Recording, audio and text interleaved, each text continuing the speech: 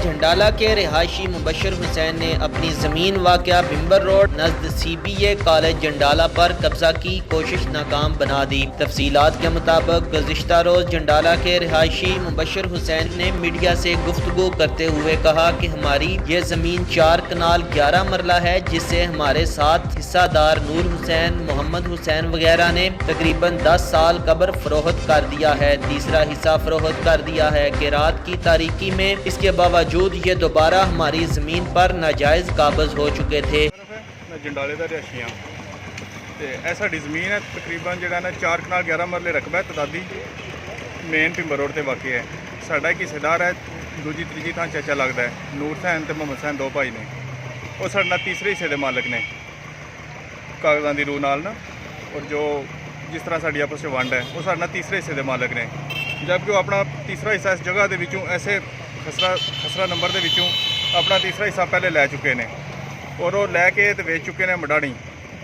उस तो बाद उन्होंने तकरीबन 10-12 साल पहले उन्होंने अपना जो उन्होंने तीसरा हिस्सा बनता है उन्होंने वेच दिता है और हुण 6 तरीक रात के वक्त रात 12 तो लैके 4 बजे तक उन्होंने साड़ी जगह पर रातों रात कब्जा करने की कोशिश की है, जिन्होंने असीं नाकाम बनाया है और असीं अपना कब्जा ये बहाल किया है। वो कब्जा ग्रुप है, वो खिलाफ कोई एक्शन होना चाहिए, वो खिलाफ जोड़ा कि और भी उस कैटेगरी के जोड़े लोग ने, ताकि वो सब उस कुछ सबक हासिल हो कि किसी की जायदाद या हक जी इस माह की 6 तरीक उन्होंने अपने ब्लाक सट्टे ने कब्जा करने की कोशिश की है, जिन्होंने असीं नाकाम बनाया और अपना कब्जा असीं बहाल किया। असीं जिहड़ा इस अपना फसल बीज दी है और अपना दीवार बना ली है, 4 दीवारी कर रहे हैं असीं। कब्जा करने वाले कौन है?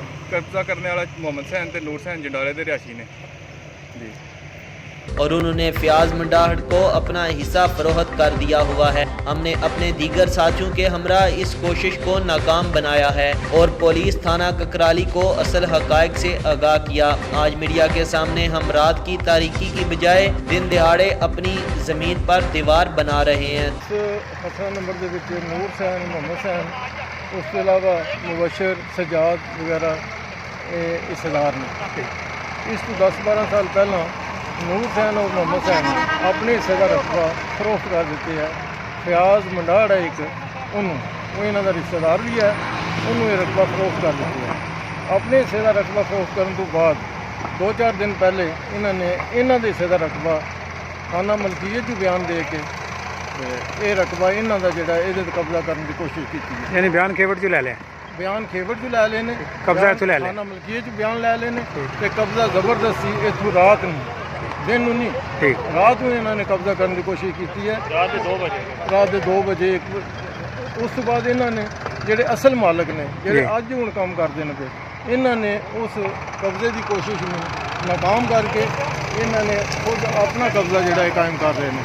ये जोड़े हूँ काम कर रहे हैं ब्लाक लगते हैं पे, वलते हैं पे, ये खुद जोड़े असल मालिक ने वो वलते हैं। ये जगह मुबशर दी है जी, जगह मुबशर और सजाद 2 घरों ठीक हो गया। मुबशर साहब यूनिवर्सिटी जाते हैं गवर्नमेंट ब्लाक में, मुबशर प्रोफैसर साहब जो यूनिवर्सिटी में ठीक हो गया। ये जी पार्टी बड़े भाई ने जी माशाल्लाह। केस में कमी थोड़ा मोहम्मद इशफाक ना है तो मैं सिंह भी ठीक ये बहुत ज़्यादा ये भाई जिन्होंने कब्जा करने की जो दस्तासे पे वो किहड़ी पार्टी है? वो नूर हुसैन और मोहम्मद हुसैन। नूर हुसैन, ताकि दोबारा कोई शरपसंद हमारी ज़मीन पर कब्जा ना करे। यकीन न्यूज़ के साथ मेहर जलाल अहमद शाइक, कोटला अरब अली खान।